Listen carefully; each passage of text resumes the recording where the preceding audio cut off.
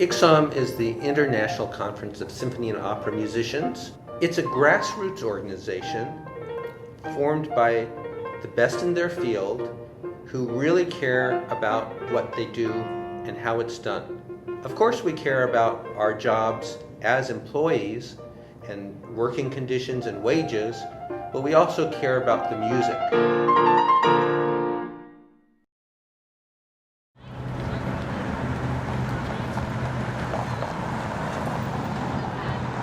Everybody thought because you were alone in the orchestra when you went up to get your manager, your contract, that was you and the management, and everybody was strangulated at that point. You were overpowered by the position, these social position that people had in the society, the money they had, the condition of employment they had was fantastic compared to you as a little schnook trying to come in and play your cornet, you know, and get your money. When you went up to with your contract, if the maestro gave you a what do you call it, a bow or something, or a smile or something, or you had a solo to play and you did well, and then you go in there with that story and give it to the management. Well, the management didn't know you had a solo. I remember I had 3 notes, and Prokofiev's Alexander Nevsky. Yeah. In the battle on the ice. It was da-da-dum, da-da-dum, and Reiner wanted it loud. He wanted me to be the symbol of war. You know, he said, you have to play this thing loud. It must make their blood boil when you play. And so I kept playing louder, louder, louder till the last rehearsal day, Thursday morning. I finally got the thing as loud as I could. I thought I busted my lip. I really thought so. And he smiled, and he thought it was wonderful. And after the concert that night, I remember I got the solo bow.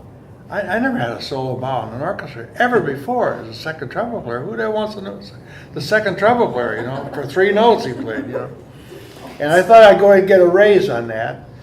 I went in May and I took my horn up there, and I went to see.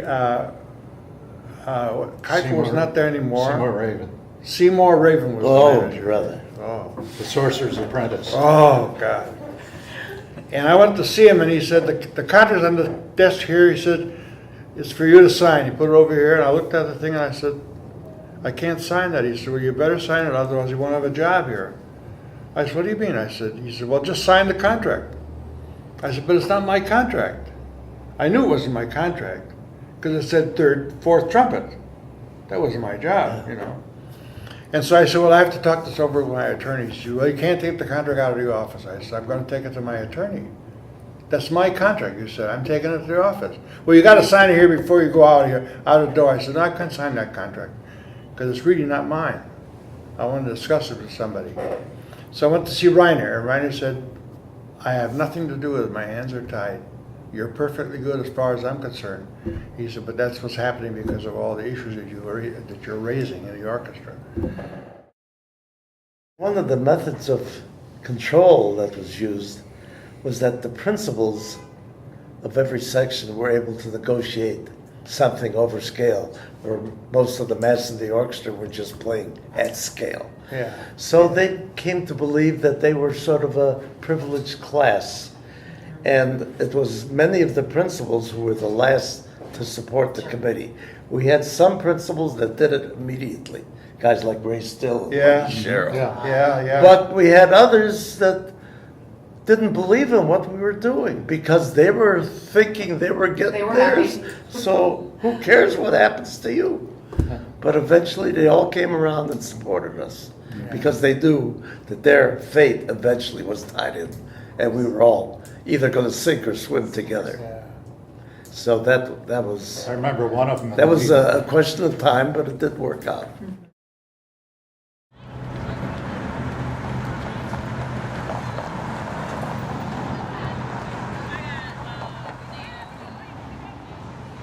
That's the first thing that happened. You went in before a group of people who were not there. They just society people selected by the board or whoever selected these people, and they would review the pension plan for anybody that was applying for it, and Emil was.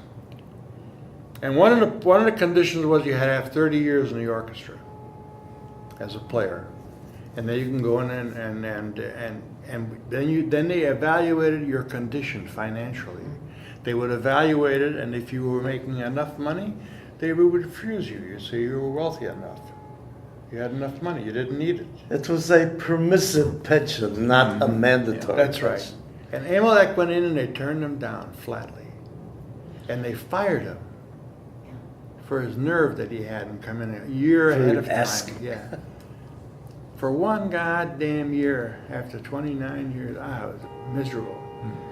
It just killed Emil. That must Yeah, have yeah, just- yeah. But there were a lot of individual stories like Oh, that. God. Yeah, yes, they were. Yeah. Yeah. The idea of dealing with each individual by themselves, whatever bargaining power you had was gone Was because gone. there was no That's right. collective Yeah. strength, That's and that's what we needed. And we knew that without it, our lives would continue to be just as they were. And you wondered, why did I devote all my years of study and practice? And here I finally become a member of a great orchestra, and I'm treated like dirt. Yeah, I mean, we were literally treated like dirt. yeah. And they kept us all individual.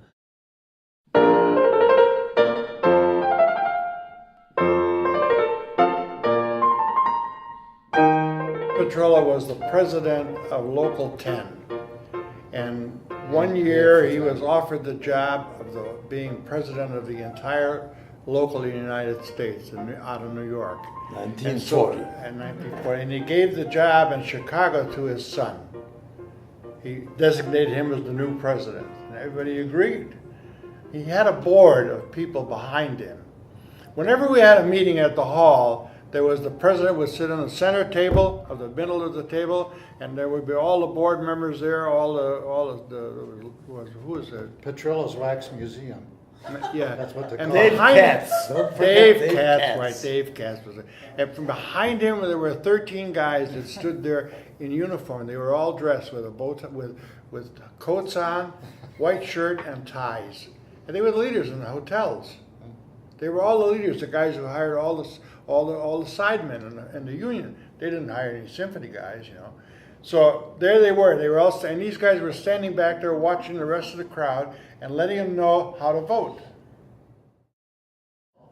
He lived in a fancy hotel in New York, and he met Kuyper in New York, and they had lunch together. And then he would send us a postcard, and the postcard just simply said, "We got a new contract, boys. Go back to work. One more week, $5." A postcard?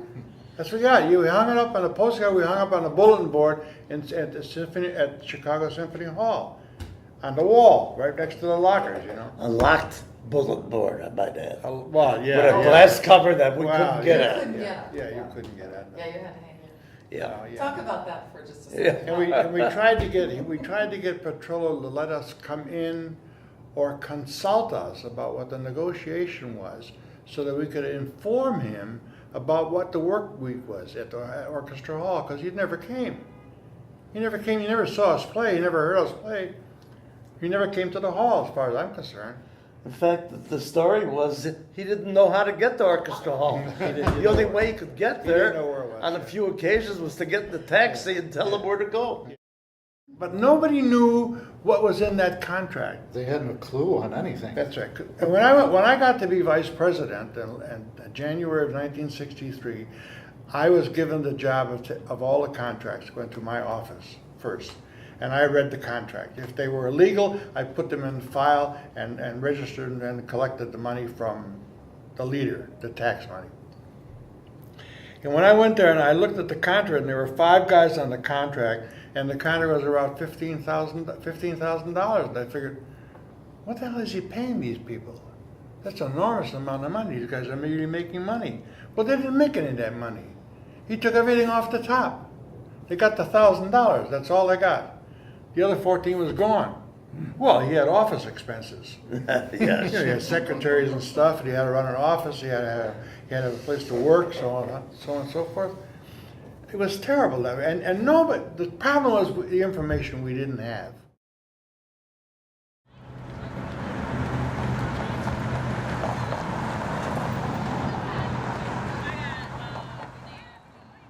maybe one of the things that led up to how we got to Ixon is that they wouldn't let us meet in the hall anymore. The manager threw us out of the hall. And we had to find some way to disseminate information to the members of the orchestra. So we formed an underground newspaper. Rudy went out and bought a used mimeograph machine, and we wrote articles. And mimeograph, most people don't know what that is, but anyway, it's before Xerox. What is a mimeograph? We're talking about typewriters. And my wife typed the articles up, and we handed them out to the orchestra members as they came into Orchestra Hall to give them information on what was going on with the Yeah, committee and everything. And I remember once I said, well, why don't we send these out to all orchestras? Send this out, because maybe other orchestras would be interested in this also. And so we did. We sent them out to every orchestra that we could find an address for, to the committees of the orchestra, and I'm sure there are some that never got it. But even so, and then I noticed one day in the paper that the Philadelphia Orchestra was going to play in Chicago in, was it May or April '62, and it's, well, why don't we invite through that underground newsletter? Why don't we invite other orchestras to send representatives here, and we could have a meeting and talk over some of the problems.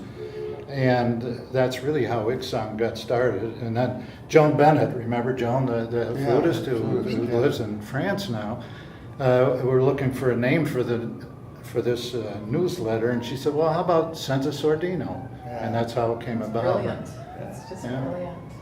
Well, she and Bob Coleman were actually putting together the newsletter. Yeah, his father was an editor. Coleman was a terrific writer. His father was an editor Yeah, of and the newspaper. the two of them, they were looking around for, what are we going to name this thing? Yeah. And what else? Well, without mute. The mute. In other words, we're not stifled anymore. We're going to be able to voice. speak out about Yeah. things that concern us. And that's really how it got started. As different as the job was for delegates in terms of the capabilities that are now available to them, the resources that are available to them in terms of doing this communication, the computer age, email, Orchestra L, Delegate L, uploading information to a website instead of typing it out on not a computer, but a typewriter and mailing it off to somebody. If you think about how that's impacted the leaders, the elected officers of Ixom, the at-large members who used to be called geographic board members, they had to communicate largely by telephone. But the rest of the officers, if the chair wanted to communicate, he had to maybe write something and send a sent off, and what was the lead time necessary to, for the editor to produce an issue of Senza and include some important message from the chair. It took time. You had to plan ahead. You couldn't turn around things on a dime. So the whole scope of the activities was slower. And even though it was slow, there were really imaginative, strong leaders. The AFM because they knew trouble was brewing. So they organized a symposium under their auspices in New York, I guess it was. And we were told right off that we weren't there to legislate or make any decisions about everything, just to voice our concerns. And there would be no votes on anything, no decisions No made. participation. Nothing. No. So it was actually just a meeting to let us let off a little steam, because they knew there was trouble brewing and they didn't know what direction it was going to go in. So they were scared. I think they were originally concerned that we would form an independent labor organization and leave the AFM. Dual union. And that was their major concern, because after all, the symphony musicians, through their dues, were virtually supporting this union. So it was a major concern to them. The first meeting, of course, was in Chicago. But Cleveland was an orchestra that hard to believe it was even in worse straits than we were. They were fighting for the right to ratify their contracts. Not to participate, not to have any say so, just to be able to say yes or no. Their union was even worse than ours. And they could not get that. And they actually sued their union to get this. And there was just a lot of animosity and terrible things going on in Cleveland. And after we had that first meeting here in Chicago at Roosevelt, we decided we needed to go to Cleveland to show a united front to that orchestra, that they were not alone, that we were going to start working together for a mutual benefit. And that's why we went to Cleveland for that first organizational meeting. We were a bunch of neophytes who didn't know what the hell we were doing. Because this is a whole new game for us. All our lives we prepared to play an instrument in an orchestra, and all of a sudden we had to deal with the politics of it. So we were lucky. One of our viola players happened to be married to the sister of Arthur Goldberg's wife. Arthur Goldberg, if you remember, was the lawyer for the Steelworkers Union and later served on the U.S. Supreme Court, later became envoy to the United Nations for but he had a labor law firm in Chicago, which was Goldberg, Mikva, and Shader. Goldberg, of course, was on the Supreme Court. Mikva went into politics, but we used to meet with him regularly because he was the guy that gave us all the straight dope of what was going on. And Mikva later went into politics, served in the Illinois legislature, later on went to Congress, and after that was appointed a judge for the U.S. Court of Appeals for the District of Columbia. Now that's a very important court because most of the laws passed by Congress, if they're challenged as to their constitutionality, go through that court. Later on, he became the chief judge of that court. And after that, after serving in that role for a number of years, he became counsel to President Bill Clinton. And he still lectures at the University of Chicago Law School. I had lunch with him a couple of years ago, and we had just a great time going over all these things about how this all began. So it was a lot of fun.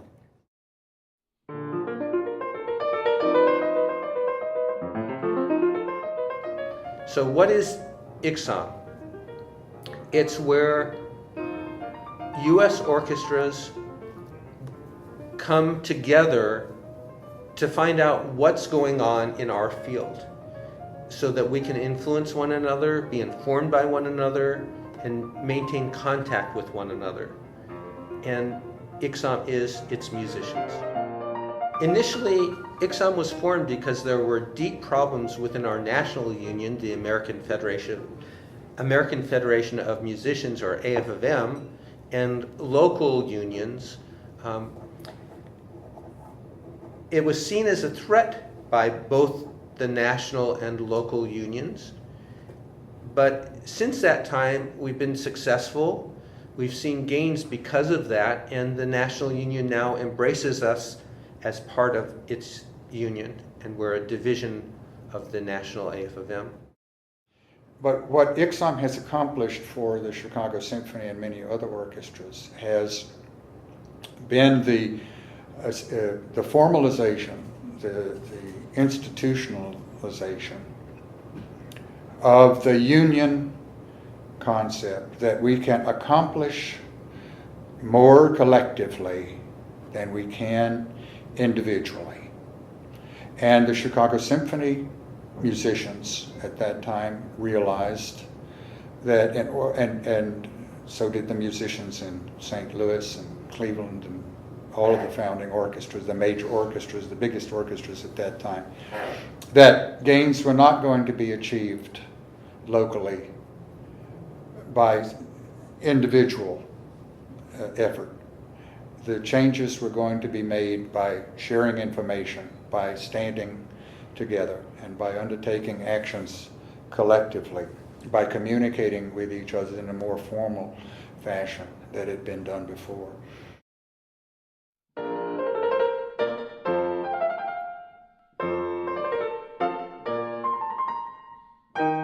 The life of symphony musicians has improved dramatically after Ixon was formed. When we started, it was a backroom deal between the part-time manager of a symphony orchestra and the usually part-time union president. They'd get together, they'd have drinks, and they'd come up with a contract, and that would be it. We wouldn't have a vote, we couldn't ratify anything. We had no committee to discuss what our grievances were, and this went on for years. That was not sustainable. They can't just say, okay, you missed a note, you're out of here. That happened before the start of Ixon. We evaluate conductors now. We can let our management know what we think of conductors, because we have a national database where we can conductors can get. I mean, managements can get that type of information from us when they're trying to hire a music director. We had no control of what conductors that they would have before, or if a conductor was abusive to someone, it would just be too bad. Now they have to treat us more like equals. We have a scholarship fund for the Sphinx organization. We give them a large donation every year. We have an emergency relief fund that we have if musicians get into, not individual musicians, but if an orchestra committee is in trouble and they need to borrow money, they can have an interest-free loan for a year. We were very influential in starting the AFM Strike Fund. That has sustained many musicians, including myself, when we were out for many months. One of the issues was the sound, how loud the sound was on stage and in the pit. And Ixon went to the managers and said, we're getting deaf. And why is that? Because in the olden days we played Mozart and Haydn, and there might be 57 people on the stage. And now we're playing Shostakovich, and there's 120 people on the stage. I think Henry Fogel, who was a manager of the Chicago Symphony, did history to show how long a Mozart symphony is in relation to how long a Shostakovich symphony is. Yes, or a Mahler symphony. And what does that fourth movement of a Mahler symphony sound like? So Ixon was very, very strategically planned and positioned to say, we need to find a way for you to help us to save our hearing.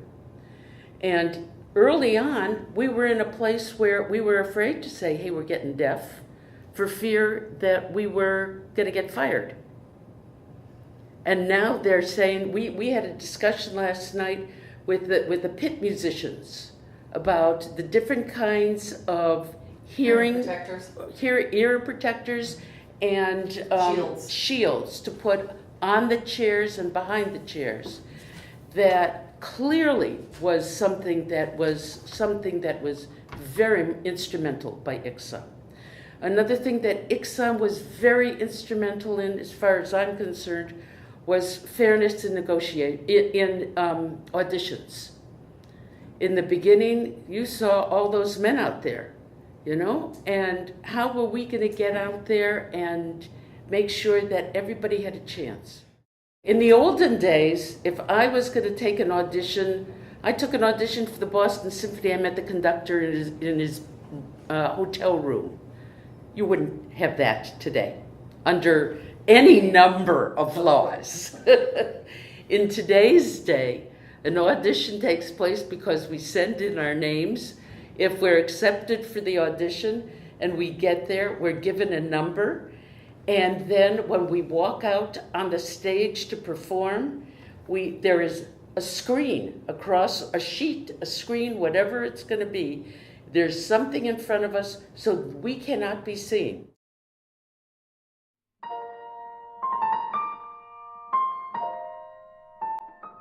I get a telephone call to come over to the Federation offices on 42nd Street.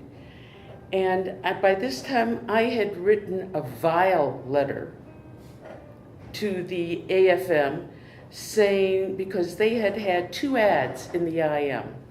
One was for a woman selling tuners, and she was in a bikini bathing suit. And I went completely nuts. So I contacted every woman I could find to write a vile letter to the Secretary Treasurer. And when it came again out to the point where the next president said to me, or the previous president, it doesn't matter, said, we are going to have a meeting in Florida to discuss a restructuring of the AFM. This was at the time that work dues came in for the different groups in the union. I said, oh, how wonderful. And he says, and I'd like you to be on the committee. And I said, oh, how wonderful. And I said, who are some of the other people who are going to be on the committee? Well, there's Harry and there's Mark and there's Bar, and he goes on and on and on. And I said, so you're telling me that I'm the only person in the AFM that's female, blind, and has 1 leg? There was a very long silence. I knew I had stepped way out of my place. And he said, yes, you are correct. And I got down to Florida for this meeting, and of the 39 people in the room, I was the only woman. And it was shocking. It was to me, I was very angry. Because where were the women? Where were the women? Why weren't women here? Why aren't women involved? Who isn't pushing women into getting into the AFM? I found over the course of the meetings, which took place for quite a while, that the young men would come over to me and say, keep talking, Florence. You say things differently than we do. When I think of the founders of ICSOM and all that they accomplished back in 1962 and how bravely they spoke up at a time when it would have been far easier to stay silent, I'm just amazed at all they accomplished. And they accomplished it without even really the benefit of a Xerox machine, if you think about it. They stood up to opposition from their management, from their union, scrutiny from their government, in some cases doubts of their colleagues, and yet what they accomplished led to assisting in the development of the National Endowment for the Arts. We have the Audition Code of Ethics that is in use by virtually every orchestra in the United States. When I think of all those things, I'm just astonished at what ICSOM has been able to accomplish, but I realize that there's a lot left. We have to accomplish more.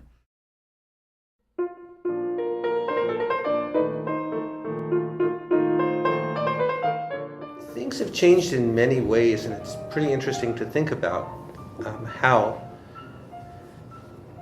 I think as I look back at negotiations,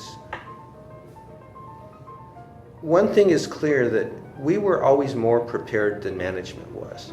But one thing that was never at issue in the earlier days was that when we were negotiating against either management or board, there was an underlying assumption that everyone wanted the orchestra to go forward the best it could be. I think that has changed. No matter what disagreements we had, and as Michael said, there was some us against them attitude, because we wanted wages, they didn't want to pay them, they would have to fundraise for them. We wanted working conditions, they didn't even know what we were talking about many times. Managements and boards started looking more short-term and less for the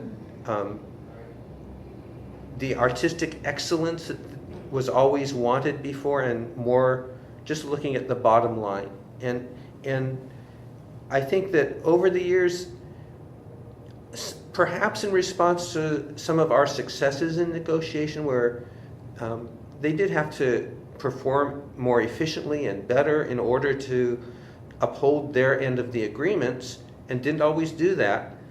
They looked for reasons why they were not doing so well, and decided, well, maybe we can do without some of this artistic excellence. That's not in every orchestra. I have to say, in our orchestra, I'm pleased to say that we've cycled through that and are at a point where the board and management does care about quality, and we've returned to negotiations where that's apparent. And unfortunately, some of the other orchestras who were our models before are now facing some of the things we saw when we were financially troubled. If you look at the view of orchestras in America now, there seems, at least to me, to be a negative perception of the future. But that's not what I see as I travel and as I meet these musicians and I hear the orchestras. And I realize that we have to find a way to articulate this positive message about what our orchestras mean and what they can mean. Every dollar that the government in America invests in the arts returns $7 to the community. Locally it can be much higher. I think in Minnesota, if I'm not mistaken, it's $11 for every dollar invested. We have to find a way to articulate this message that the arts have value, that the arts are good business. And in most of our cities, our symphony orchestras are the most prominent performing arts organizations. They're ambassadors for our cities all across the world. But it's more than that. We know that the value of music in education is lifelong. Studies have shown that students who study music earlier have improved cognitive abilities well into their 70s and their 80s. I believe that we can ensure that we will build upon the work of the brave founders of this organization and make sure that in the year 2062, musicians, many as yet unborn, will gather once again in Chicago to celebrate the second half century of Ixon.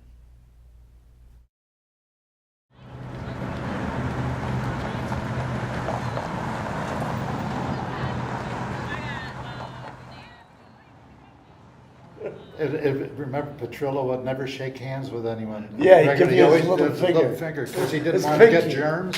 So we had this meeting and he went over to Wally like this, and Wally just put out his hand like this and didn't move. Wally? Yeah. Wally? I didn't know any better. Petrillo finally shook his hand. Yeah, Like you're supposed to. I'll put that in my memoirs. Yeah, hope so. put that in your That was a memoirs, yeah. momentous occasion. Well, you know, Jim told another story, which is a true story, about an orchestra.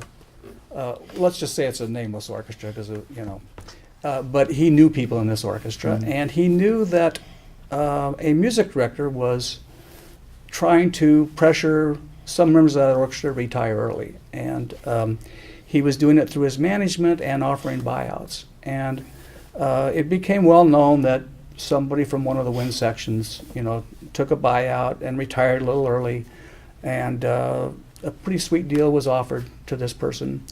And a member of another wind section who sat close by was called in next.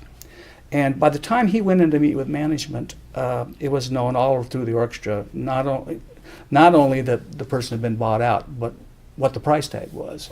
And he went in, the second individual went in, and he was made an offer that was much lower, a quarter of the amount, And he sat for a second, and then he said, you must be crazy, it's all over the orchestra, what you offered my colleague to make her to get her to retire.